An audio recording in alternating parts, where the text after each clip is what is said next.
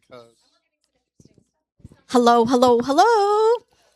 My beautiful after lunch crowd. How was lunch for everyone? Was good? Good?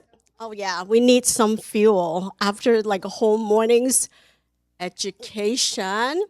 Did you guys scan your QR codes to make sure you get your CE credits? Good, perfect. Well, this afternoon, you are in for a treat.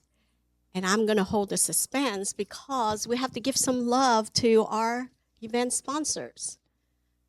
You know the drill? In- you can download the app or you can watch the caption on the screen. And these are the directions for people that want it to be on their phone.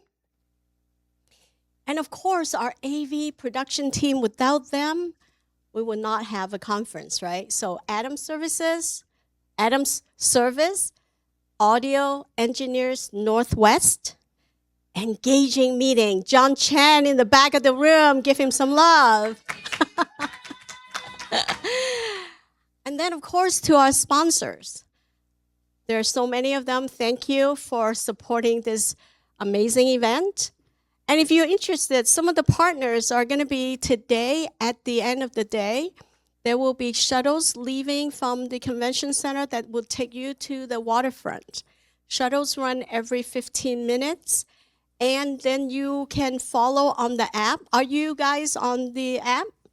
Yeah. So then you have the itinerary, the map, and all that kind of stuff and schedule. So you will be able to have some taste, sunset on the Salish Sea partners, ice and drinks. And from there, we are going to have the major event after lunch. And our next speaker has spent over 20 years helping leaders do something most of us find genuinely hard.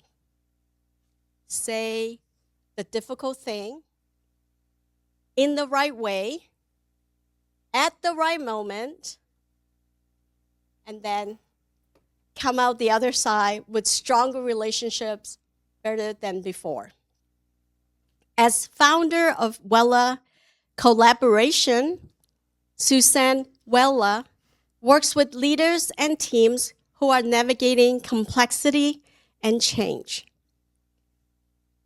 Her clients leave with clear communications, more confidence in hard conversations. Don't we all want some of that? And the kind of courage that actually moves things forward. She's a certified coach, host of the Courage Effect podcast, and one of the most in-demand voices on courageous leadership and communications. And today, she's bringing that expertise into this room that needs it, the event industry. This speaker is going to teach you when to push back and how. Let's put your hands together for Suzanne Weller. Thank you.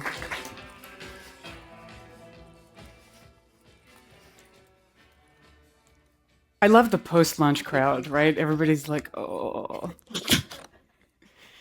I am Suzanne Weller. Thank you so much for being here today. I have the fun job of teaching you how to not say no, but to push back.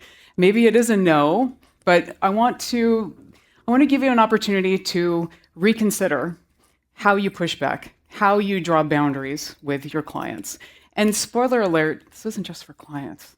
This is for family members. This is for anybody in your life that maybe is asking for something that you know is coming from a good place, but you don't necessarily want to move forward with it. So, as Venny said, my firm's name is Weller Collaboration. I partner with individuals and teams, as she said, to really deal with complexity. And who isn't sitting in like how many layers of complexity at any given moment of our lives right now? It's difficult work, and so much of the time I'm finding that it's always been hard to have hard conversations, but I feel like now it's almost harder because you just, doom scroll on your phone all day long. I feel like we're being attacked from any point. So I'm hoping that this conversation today is really going to help you. So it's 2 weeks until your big event. Maybe it's a gala, 500 people. Maybe it's a conference with 5,000 people. But things are going well. You're in the final stage. You're in that final lap. Your phone buzzes. It's 10 o'clock at night. And you feel your gut start to go, like tighten up before you even open your phone. And when you do, it's your client. And here's the unexpected request. So I've really been thinking I'd love to make some changes, like reimagine the dinner service. Can we talk? I know we're not doing a live stream, but how cool would it be to do that? And we'd engage so many people in the company. Can you make that happen? So I can only imagine some of what you hear in this room, some of your events. And I would actually love to know what unexpected requests you've received from clients. So Venny, if you have the mics, I'd love for a couple people just to take really quick 30 minutes. What are some unexpected requests that clients have brought to you that you maybe wanted to push back on and didn't? Yep. She's back there, Venny. Back here, Vinny. Thank you for... I've had so many, but last year, I do buyouts of an amusement park at Remlinger Farms, and like a week before, they're like, "We want bubble machines and a photo booth," and I just had to do a lot of back and forth about bubble machines that I didn't even know why. And we somehow made it work, but it's just we had so many months to get this figured out. I don't know why they always got to come up with the last minute. It just goes with the territory almost, right? Thank you for that. Anybody else want to share a story fast? Oh, come on. Yeah. Please. Get your steps on, Venny. A few months ago, I had a client text me the night before an event and say, actually, we do want coat check for 700 people.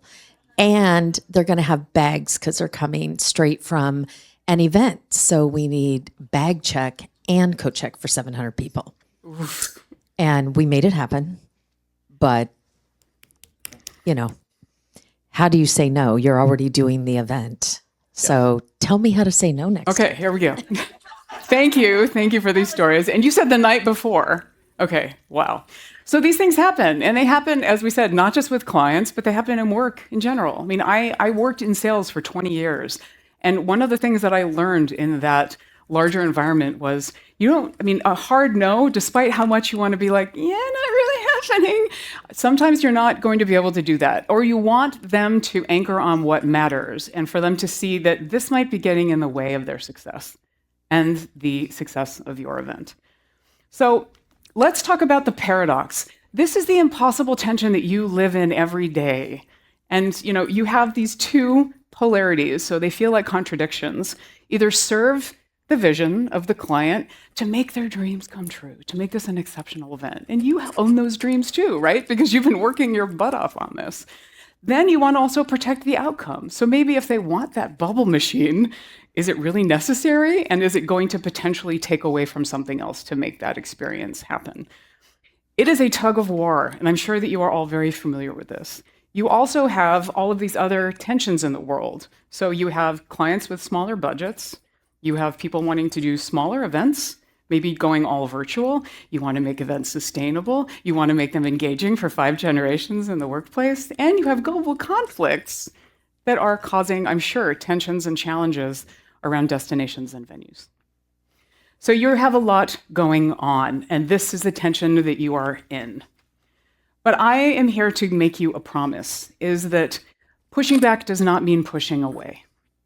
There is a way that you can actually show client options or to let them see that they might be getting in their own way and to reinforce the relationship as opposed to damaging it.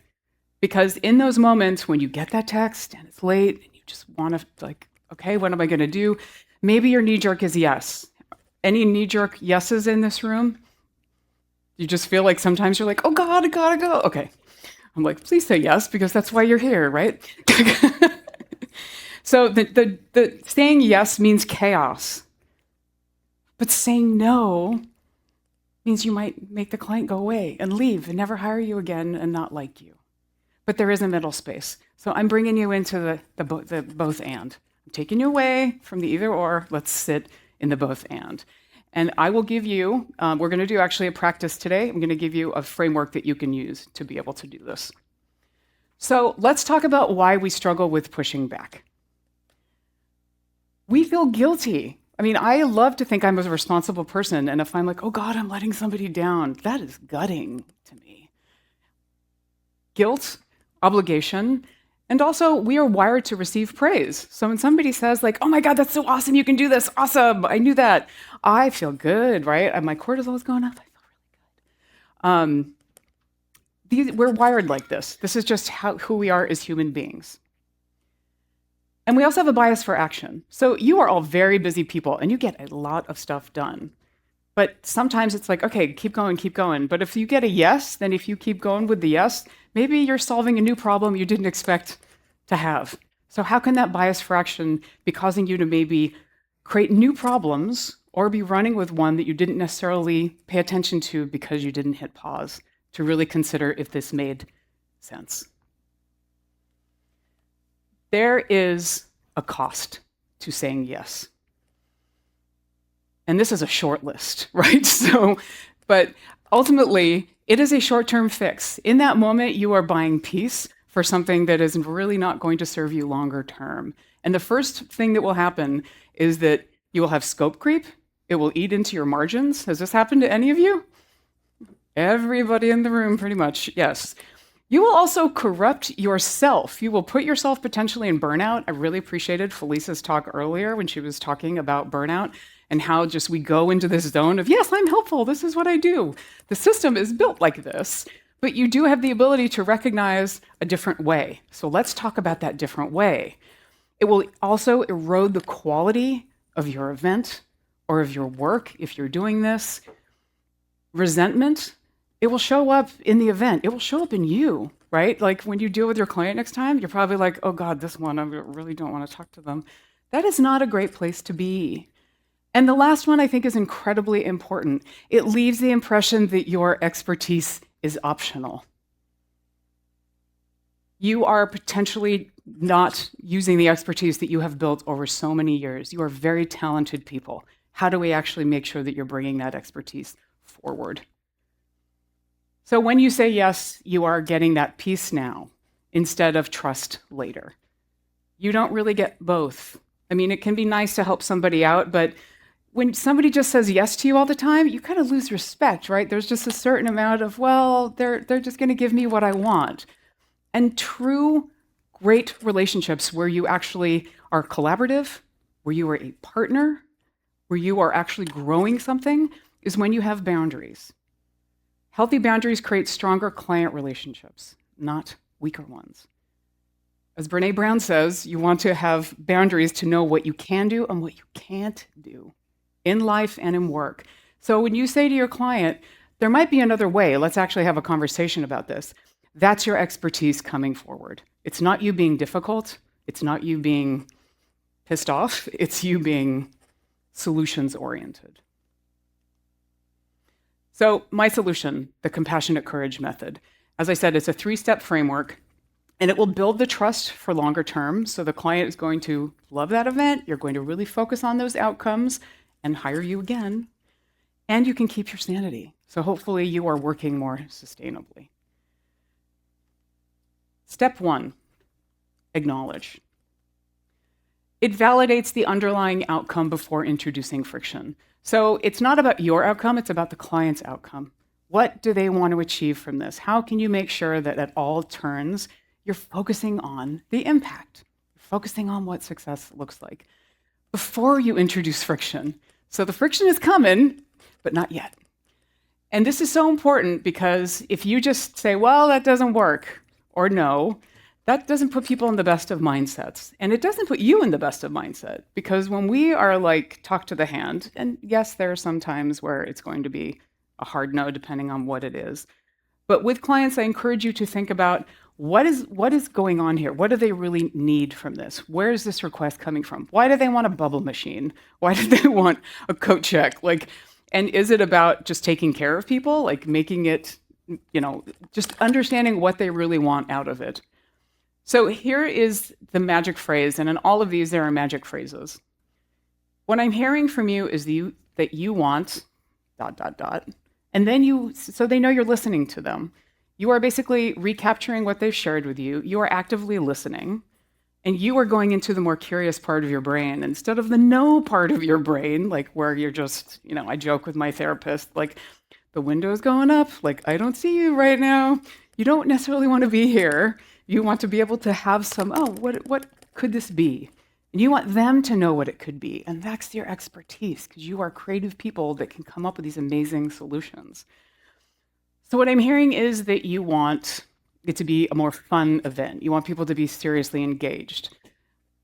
That's the right instinct. You are validating, you're acknowledging what they want. So you're not saying, "Ooh, that's cuckoo, that's crazy, what's that about?" You're at least listening, and they know that you're listening to them. And then I see why that excites you, but if you want this, here's what you need to know. Or we can go to the next step where we're talking about how you start to introduce some of that friction. Any questions on this, by the way, before I go to step 2? Okay. So step 2, the reframe. This is when you translate your request or their request into a visible, specific trade-off. This is when they start to understand the cost of their request. And it doesn't mean that it's the cost on you, by the way. I mean, that can be a very real thing. But you want to be thinking about pushback as protecting their outcome, not for your convenience. Because you might think, oh God, I'm going to have to work all these hours. They might not care about that. They care if it compromises their outcome in some sort of way. So some of the magic phrases here. Here's how that request lands in our current plan. Looks good, but the real choice is this. Let's talk about what the reality is and what that trade-off is going to be. And the thing that goes wrong here is rarely the obvious thing. It's usually this. So you're helping them to see, you're helping them to unearth what some of these concerns might be. And that's a solvable problem, but only if we're honest about what it pulls from. So this is language where you're really opening up for them to be able to see a little bit more instead of saying hard no, must do this, right? It allows for solutions to surface, and it allows for you to really tell a story about cost. And then finally, choose. You are handing agency back to your client. You are giving them the opportunity to move forward with some solutions that you're offering. So maybe you have 2, and you can't really see over there at that table, can you? I feel bad. I'm in your way. You want to offer 2 or 3 solutions. Try not to go more than 2 or 3, because then it gets a little bit convoluted and a little bit blurred. But the idea is that you are making a recommendation and then putting the choice in their lap. You can talk about it more. Maybe you want to talk about it more. It can be really helpful when you're doing this. So we can't do this because of timeline or budget, but here's how we can still achieve your goal, right? You're still making it orbit around the goal, the outcome of what they want. Then you make your recommendation. Bring your recommendation in after you acknowledge them again. So 2 ways to go. I would recommend this. And then at the end, but it's your decision, and I'll support you in whatever you choose. So you're empowering them. You're giving them other options. You're not shutting them down, and you're keeping the conversation open. And maybe they will start thinking and brainstorming. Maybe this creates something else. But it is a nice way to have non-reactive response to something, to bring new ideas, and to introduce friction after you have introduced acknowledgement. You've introduced or acknowledged that listening of knowing where they are. So I want to give you some time to play with this.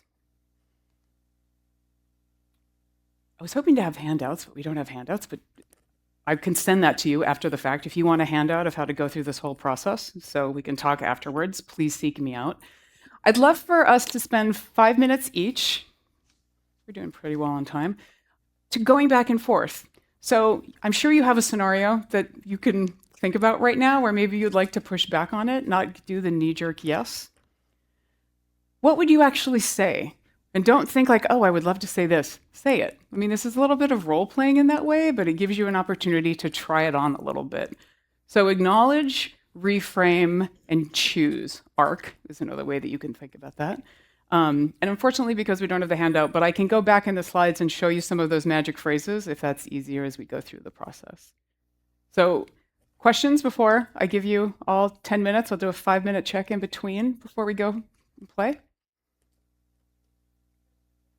2 people, 5 minutes each. And then we'll do a little bit of a debrief afterwards. Okay?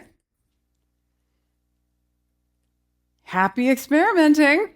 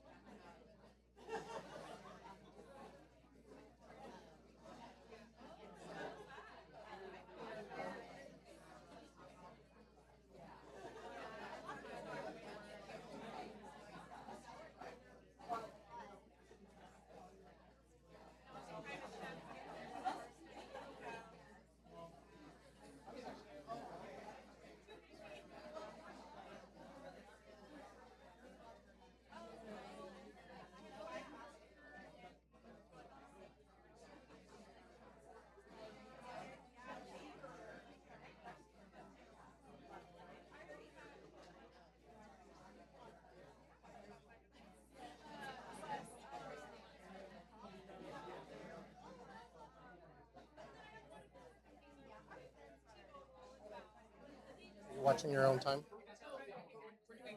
5 and 5, that's right. Just want to make sure you have your own watch. Yep.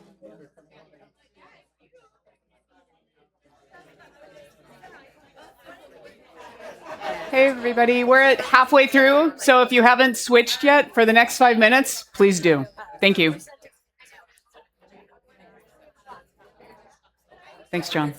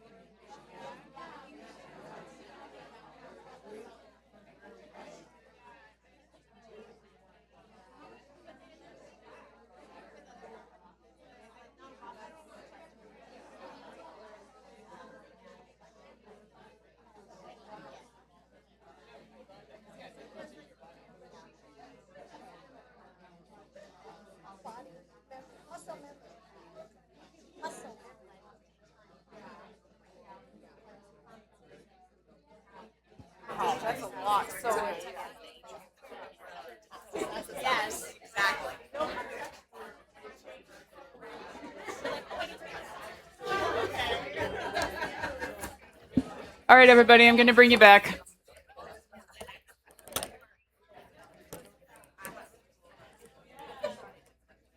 I would love to hear how some of those conversations went. So Benny's going to come around with a mic. Talk to me about that conversation.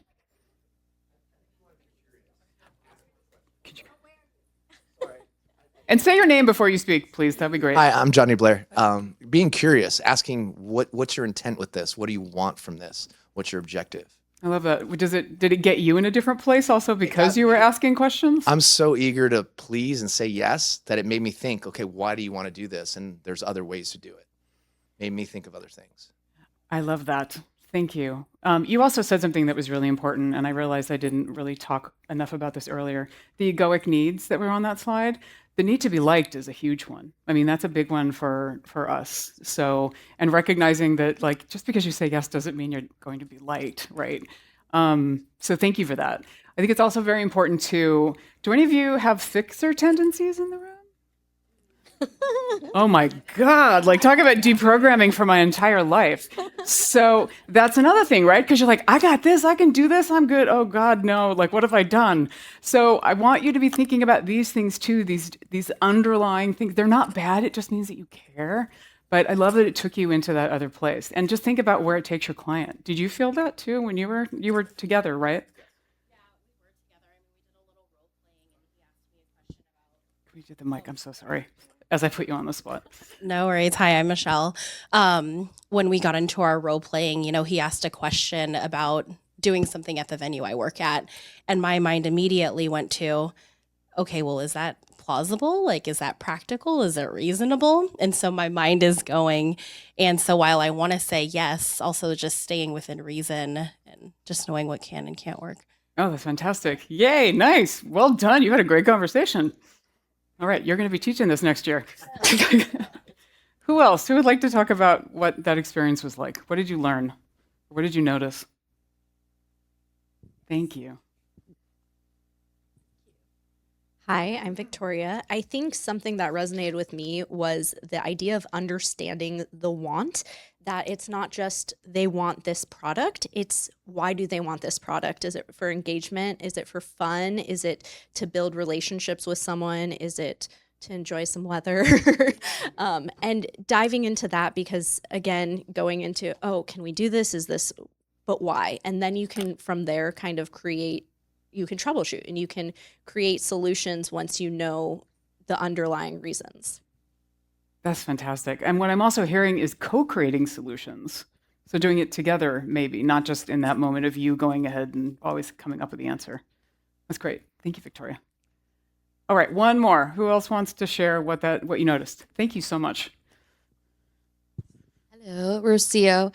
I think the acknowledge part is important because it kind of sets the tone for the rest. And that's the part that I don't always give as much attention to. But I was also sharing with our group here that it's something I learned in a kind of leadership communication workshop I did where they talked about framing your opinions not as your opinions but as facts, like you're presenting the facts, right? So you don't give the chance for this person to look at you and be like, well, why do I need to listen to your opinion? But also they receive all of those facts better if you acknowledge, like, I understand why you want this, right? That sounds great. It would be so exciting for guests as they come in to see the bubble machine.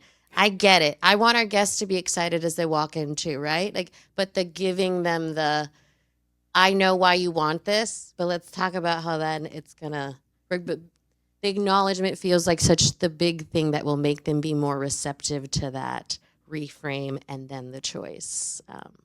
Beautiful. Yeah, it's almost like creating that psychological safety and creating a bond too, is what I'm hearing you say as well. Yeah. That's great. Thank you so much. Thank you. All right. Wow, you guys, that was a very productive 10 minutes. I love that. I am happy to give you the handout for this. We'll talk about that after the fact, so reach out to me. I want to give you a few more tips as we go through this. So it is really important to stay grounded as you're doing this work. And as you were having those conversations, maybe you even started to feel a little bit of that tension. And when you get that text, when you get these requests that come through, It can just be that really quick desire to want to fix, right? I mean, there is something physically going on in our bodies at this time.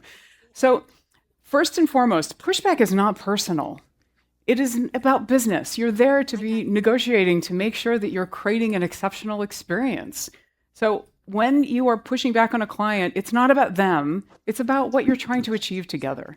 So in those moments, the more that you can think about it not being an attack on your client, or if they're coming at you maybe with something, criticism and pushback isn't necessarily personal. Regulate before you respond. So, we talk like grounding techniques, all of these things that you might be able to do. But when you are emotionally triggered, you are going to interrupt. You're going to talk too much. Your voice is probably going to go up. Maybe you're going to talk really fast and it's just going to be a little bit messy. How can you know your tendencies when that happens? Or maybe you're somebody that you're like, okay, peace out. I really don't want to go here, and you don't talk at all. And then you're saying yes. In those moments, knowing, grounding, what can you do to be in a better part of your brain to respond? Bringing clarity into what's messy. A lot of the time, it's just so much noise and so much going on with the mess. If you can focus on one point or different points at a time to get clarity, it can be really helpful to then bring them around and redirect them. So anything you can do, it's almost like a filtration system. And then keeping the momentum even in discomfort. Not every conversation is going to end like, oh, it's beautiful, it's all perfect.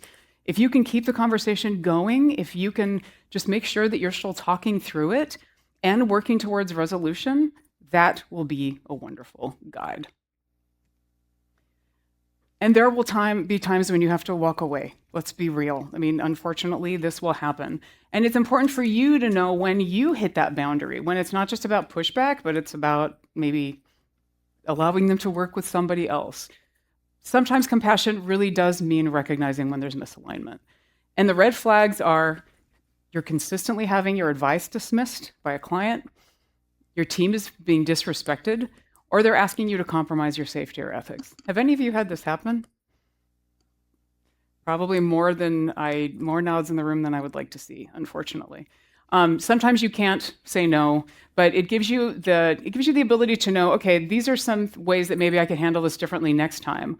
Or how might you do the compassionate exit? How might you say, you know what, I realize that we're really just not aligned. And I have to say, I want you to be successful, and I'm not sure if I'm the person that's going to be able to do that for you. So maybe I can refer you to somebody else. You can do that without burning a bridge, right? I mean, it doesn't have to be like, my way or the highway, peace out later. Like, what are the things that you can do to be able to keep that relationship?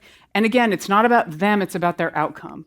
Because you just realize, I am not the person that's going to be able to help you achieve this. This is what I'm able to do. So how do we make this real? So we have that paradox that we had talked about before. So the idea of the vision, how do you actually make that vision a reality? And then how do you still serve the objective, protect that outcome? When you have compassionate courage, clients trust you more. The people that have pushed back on you are probably the people that you have more trust with, right? You're like, oh, they're going to tell me the truth. It's a different layer of relationship. It's a different type of conversation. And it is possible because you have shown that you care enough to tell the truth. Your advantage. In an industry of yes people, thoughtful boundaries will make you unforgettable. Because if you're just the person that's like, oh yeah, I can do that, that's pretty easy to forget. That's a dime a dozen, right? If you're somebody that is a true thought partner, if you're somebody that surfaces new options and possibilities, they will want to work with you even more than they do now. And as you leave this room, I want you to make a commitment. This week, identify one conversation that you are avoiding. Does this come up easily for most of you? Are you ready with this conversation? Like, yes, okay. And maybe you practiced it today, and I hope that you did. Try on the framework and watch what happens. Because, I mean, you just saw in a few minutes, this is happening differently. We show up differently as we do this. And it will allow something to surface in a whole new way. Thank you. We have some time for Q&A. All my contact information, I do have a newsletter called Reimagine Growth. If you want my signature back pocket questions, my powerful dozen, you can sign up for it and you'll get them. And there's all my info. Reach out to me, and or you can give me your card, however you'd like to do it. I'm happy to give you the ARC or the Compassionate Courage framework so you can keep on using it. So thank you for being amazing. And what questions are out there? Venny can come by with a mic if you have any, or comments, or venting, whatever you'd like. Ivan. Hi, Suzanne. What came to mind was some advice I got when I started as a freelance journalist. And they said, when you start a project, your excitement about it is going to be way up here, and the client's expectations are going to be down here. And then over time, their excitement crashes and their expectations rise, and you hit that cross, and you just got to leave. But maybe there's a way you can push that crossing point out in the future using a framework like this. I guess, do you have any advice for how to manage those curves? Well, what I'm really hearing is expectations overall. So one of the things that I love to do, and every time I work with new clients, before I work with clients, it's like, what are your expectations about this? What do you really want to get out of this? I know we talk about the goals, but what are the things that you want to feel when we get to the point of this happening? What does that reality look like? And if you could have that magic wand and make it happen, what would it be? Because maybe it sounds a little hard to do, but let's talk about it, because who knows what could be possible. But it doesn't mean that I want to overpromise and underdeliver, but I want to have those conversations with them to get an idea of, what do you really expect? Because if you're very honest about what success looks like and what success doesn't look like, that can be incredibly powerful, because you are on the same page and you are setting those expectations. I've also had clients come to me later on and say, that made me want to work with you because you didn't BS me. You talked to me real honestly then. So if something happened, I knew that I could come back and have that conversation with you. So again, building trust even before you create the relationship. Thank you. Any other questions or thoughts? All right. I'm going to give you 5 minutes back. What a joy to meet all of you. I will be here if you have questions or if you want to connect. So thank you. And good luck with your conversations. Oh my goodness, isn't this an amazing experience? Because she didn't talk at you. She let you talk to each other, share your ideas, come up with takeaways that it's really applicable to your own work environment. Let's give it up for Suzanne. Thank you, everybody.